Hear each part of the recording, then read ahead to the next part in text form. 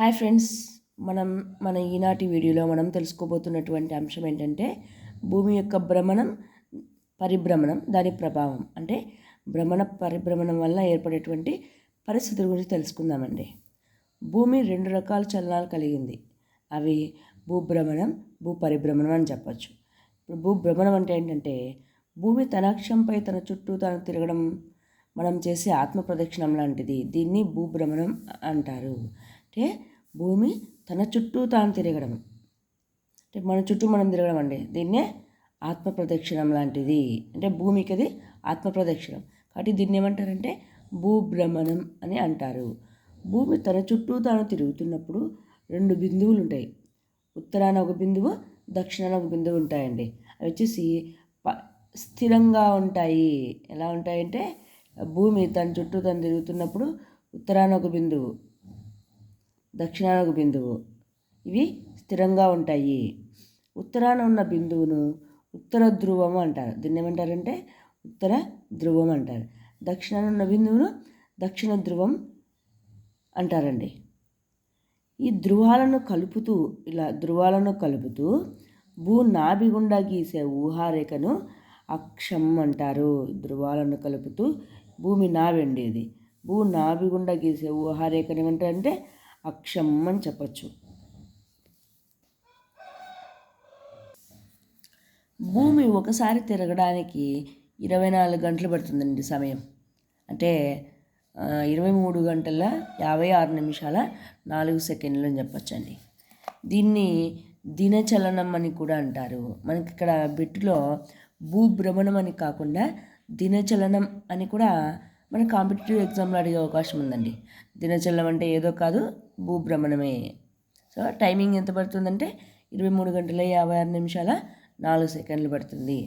భూమి తన చుట్టూ తాను అపసవ్య దిశలో తిరుగుతుందండి.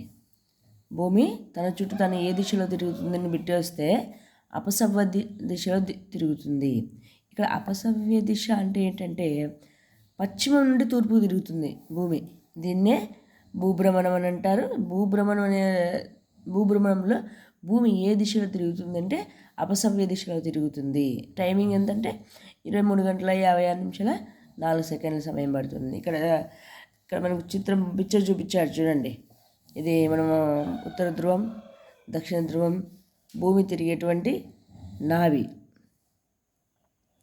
ఒకసారి ఇలా ఇది తిరగడం వల్ల, తిరుగుతూ భూమి ఉండడం వల్ల ఒకవైపుకు పగలు, ఇంకోవైపు చీకటి, మళ్ళా ఇలా తిరుగుతుండడం వల్ల ఇటువైపు పగలు, ఇటువైపు చీకటి ఏర్పడుతున్నాయి. మనకి ఈ రకంగా పగలు, రేయి అనేవి ఏర్పడుతున్నాయని మనము చెప్పుకోవచ్చండి. భూమి పొడవును 24 గంటలచే భాగించినట్లయితే మనం వేగాన్ని తెలుసుకోవచ్చు. భూమి యొక్క పొడవు ఎంత ఉందో దాన్ని బట్టి మనం 24 గంటలు భాగిస్తే భూమి యొక్క వేగం తెలుస్తుందంటండి మనకి. భూమధ్య రేఖ వద్ద అక్షాంశపు పొడవు 40,000 కిలోమీటర్లు ఉంటుంది. మనకి బిట్టు కంపల్సరీ గుర్తుపెట్టుకోవాలండి. భూమధ్య రేఖ వద్ద ఉన్నటువంటి అక్షాంశపు పొడవు ఎంత ఉంటుంది అంటే 40,000 కిలోమీటర్ల పొడవు ఉంటుంది. చాలా ఎక్కువగా ఉంటుందని చెప్పొచ్చండి దీన్ని. కాబట్టి భూమి వేగం కూడా ఎక్కువగా 1700 కిలోమీటర్లుగా 1700 కిలోమీటర్లు లేదా గంటలుగా ఉంటుంది అని చెప్పుకోవచ్చు. అక్షాంశపు పొడవు ధ్రువాల వైపు పోయిన కొలది తగ్గుతూ ఉంటుంది. అంటే ఇది ధ్రువం కదండి, ఉత్తర ధ్రువం, దక్షిణ ధ్రువం. సో ధ్రువం వైపు ఇక్కడ ఈ రేఖ ఇది అనేది ధ్రువాల వైపు పోయే కొద్దీ పొడవు ఏమవుతుందంటే తగ్గిపోతుంది. కాబట్టి భూమి వేగం కూడా ఏమవుతుంది, ఇక్కడికి వెళ్ళేసరికి తగ్గుతూ ఉంటుంది. ధ్రువానికి పూర్తిగా పోతూ ఉండగా తగ్గిపోతుందండి. పూర్తిగా ధ్రువం వైపు చేరేసరికి శూన్యమవుతుంది అని చెప్పొచ్చు. ఇక్కడ అంటే ఇక్కడ 60 డిగ్రీ అక్షాంశం దగ్గర, అంటే ఇక్కడ వచ్చేస్తుంది కదండి 60 డిగ్రీ అక్షాంశం దగ్గర సరిగ్గా భూమధ్య రేఖ వద్ద కంటే సగం వేగం 850 కిలోమీటర్ల గంటకు ఉండగా ధ్రువాల వద్ద 0గా ఉంటుంది అని చెప్పచ్చు. అంటే భూమధ్య రేఖ వద్ద భూమి వేగం ఎలా ఉంటుంది, చాలా ఎక్కువగా ఉంటుంది. అది ధ్రువాల వైపు పోతూ ఉంటే 60 డిగ్రీల దగ్గర ఎంత ఉంటుంది? సగానికి చేరుతుంది. 60 డిగ్రీ అక్షాంశం దగ్గర భూమి వేగం అనేది సగానికి చేరుతుంది. ఇక మళ్ళీ వెళ్తూ వెళ్తూ వెళ్తూ ఉండగా ఏమవుతుంది? ధ్రువాల వద్ద పూర్తిగా శూన్యమైపోతుంది అని చెప్పొచ్చండి. ఇక్కడ మనకు మన భౌగోళిక శాస్త్రవేత్త ఒక ఆయన జీన్ బెర్న్హార్డ్ లీన్ఫౌకల్ట్ అనే ఫ్రెంచ్ శాస్త్రవేత్త ఏం చెప్పంటే, భూభ్రమణం గురించి వివరించేందుకు ఫౌకల్ట్ పెండూలంని తయారు చేశాడు. ఈయన ఒక పరికరాన్ని తయారు చేస్తాడంటండి. అది ఆయన పేరు మీద. ఆయన వచ్చేసి జీన్ బెర్న్హార్డ్ లీన్ఫౌకల్ట్. ఈయన వచ్చేసి ఫ్రెంచ్ శాస్త్రవేత్త. సో ఈయన భూభ్రమణం గురించి ఫౌకల్ట్ పెండూలంని తయారు చేశాడు. బిట్ట వచ్చే అవకాశం ఉందండి ఇక్కడ. ఫౌకల్ట్ పెండూలంని తయారు చేసినటువంటి భౌగోళిక శాస్త్రవేత్త ఎవరంటే జీన్ బెర్న్హార్డ్. ఇంతవరకే ఇస్తాడు. లీన్ ఫౌకల్ట్ అనేది ఇవ్వడు, కానీ మనం మొత్తం పేరు గుర్తుపెట్టుకోవాలి. ఇప్పుడు భూభ్రమణం వల్ల ఏర్పడేటువంటి పరిస్థితుల గురించి తెలుసుకుందాం. ఫస్ట్ భూభ్రమణం వల్ల రాత్రింబవళ్ళు ఏర్పడతాయి. అది ఎలా చూద్దాం. భూమి అనేది ప్రకాశవంతమైంది కాదు, కానీ సూర్యుడు ప్రకాశవంతుడు. ఒకవేళ భూమి తన చుట్టూ తాను తిరగకపోతే, స్థిరంగా ఉంటే కేవలం సగం మాత్రమే సూర్యుని వైపు ఉండగా ఇంకో సగం ఎప్పుడూ చీకట్లో ఉండేది. భూమి తిరగడం వల్ల భూమిపై గల ప్రతి ప్రదేశంపై సూర్యుని కిరణాలు పడి వెలుతురుగా ఉంటుంది. అదే సమయంలో కిరణాలు పడని ప్రదేశం చీకటిగా ఉంటుంది. ఇంతవరకు మనం చెప్పుకున్నాం కదండి పిక్చర్లో. భూమి తిరుగుతూ ఉంది కాబట్టే సగం ప్రదేశం చీకటి, సగం ప్రదేశం వెలుతురు ఉంది. మళ్ళీ తిరుగుతుండడం వల్ల ఇటువైపు ప్రదేశం వెలుతురు, ఇక్కడ చీకటి వచ్చేస్తుంది. అంటే భూమి తిరగకపోతే ఎల్లప్పుడూ ఒక ప్రదేశం అనేది చీకట్లోనే ఉండిపోయేది, ఒక ప్రదేశం అనేది ఎల్లప్పుడూ వెలుగుతోనే కూడి ఉండేది. ఇలా తిరుగుతుండడం వల్ల మొత్తం భూమి మీద సూర్యకిరణాలు, ప్రతి ప్రాంతంలోనూ సూర్యకిరణాలు పడి భూమి తేజస్సుమయమవుతోంది అని కూడా చెప్పొచ్చండి. కిరణాలు పడని ప్రదేశం ఏమవుతుందంటే చీకటిగా ఉంటుంది, కానీ మనకు ఆ పరిస్థితి అయితే లేదు.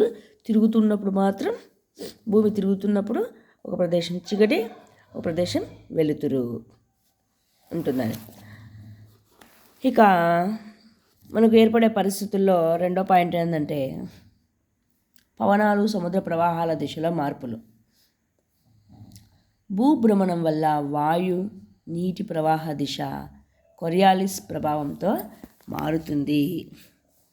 ఈ వాయు ప్రవాహం, నీటి ప్రవాహం అనేది దేనివల్ల మారుతుందంటే భూమధ్య రేఖ వద్ద ఉండేటువంటి పీడన స్థితి, కొరియాలిస్ ఎఫెక్ట్ ప్రభావంతో మారుతుందని చెప్పచ్చు.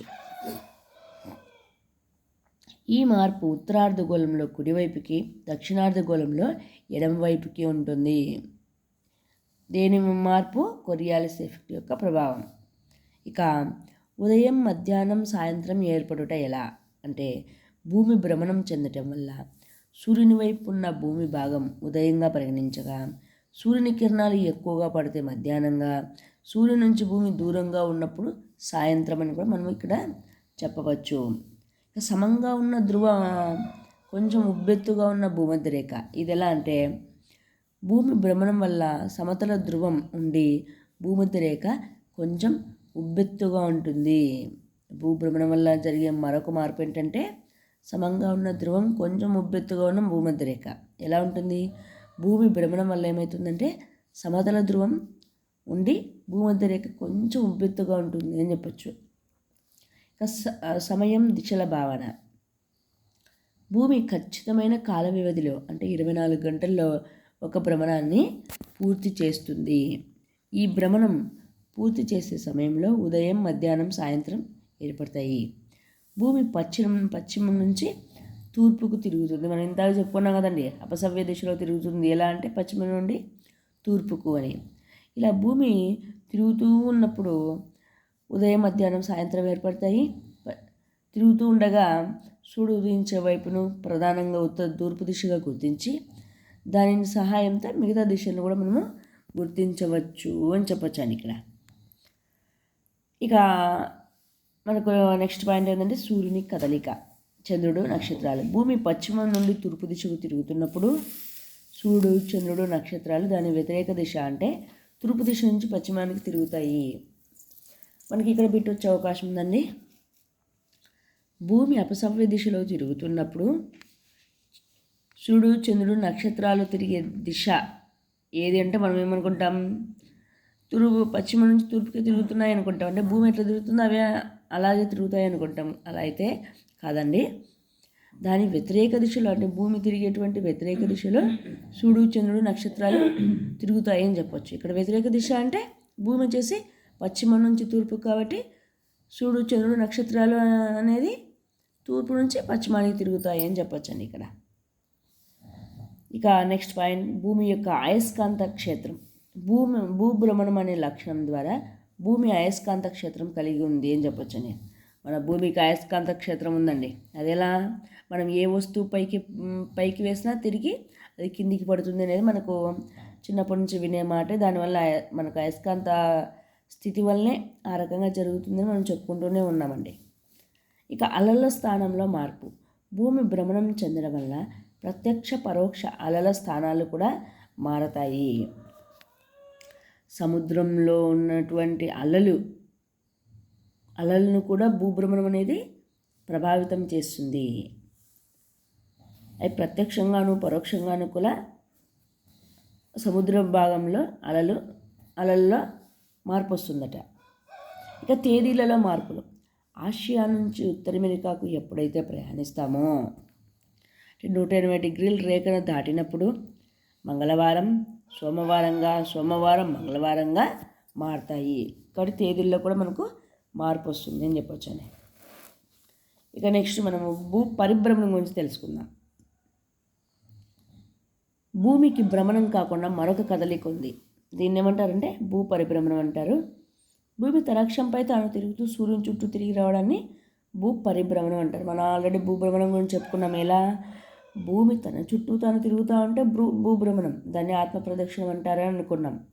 ఇప్పుడు భూమి తన అక్షంపై తాను తిరుగుతూ మళ్ళా సూర్యుని చుట్టూ కూడా తిరుగుతూ ఉంటుంది. దీన్ని పరిభ్రమణం అంటారు. ఇక ఈ కక్ష అంటే భూమి తిరిగేటువంటి సూర్యుని చుట్టూ తిరిగేటువంటి ఈ కక్ష ఏదంటే దీర్ఘ వృత్తాకారంలో ఉంటుంది.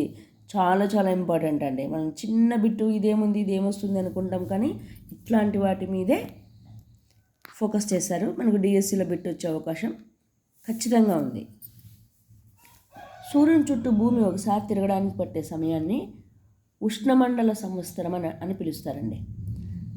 సూర్యుని చుట్టూ భూమి ఒకసారి తిరిగి రావడానికి పట్టే సమయాన్ని ఏమని పిలుస్తారు అని మనకు ఇక్కడ పెట్టొచ్చే అవకాశం ఉందండి.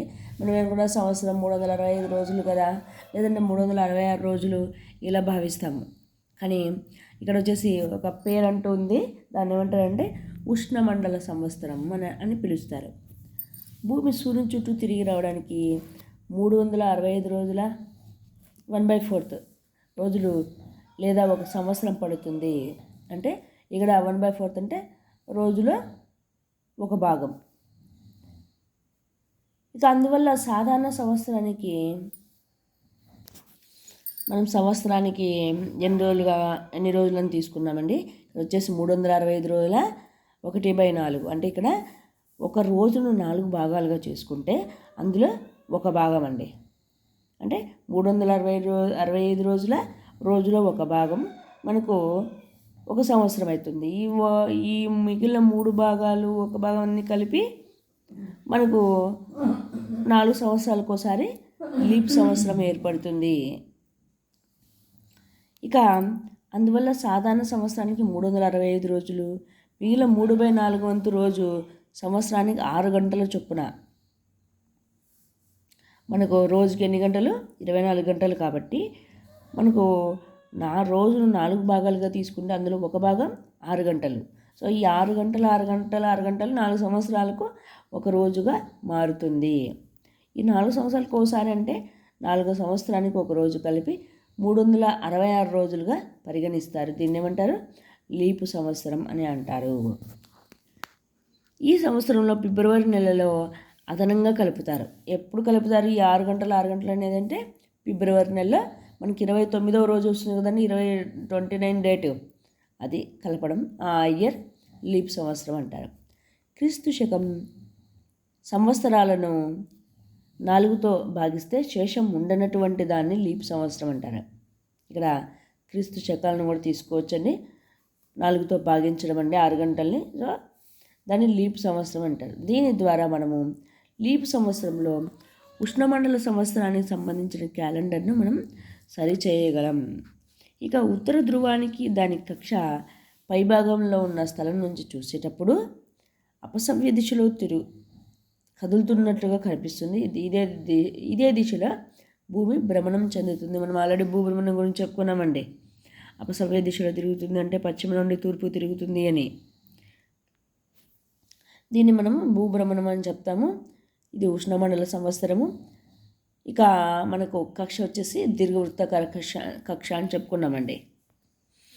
మనం నెక్స్ట్ వీడియోలో ఇక పరిహేళి అపహేళి గురించి తెలుసుకుందామండి. ఈ వీడియో ఇంతటితో పూర్తి అయిపోయింది. అపహేళి పరిహేళి భూపరిభ్రమణ యొక్క పరిస్థితుల గురించి మనం నెక్స్ట్ వీడియోలో తెలుసుకుందామండి.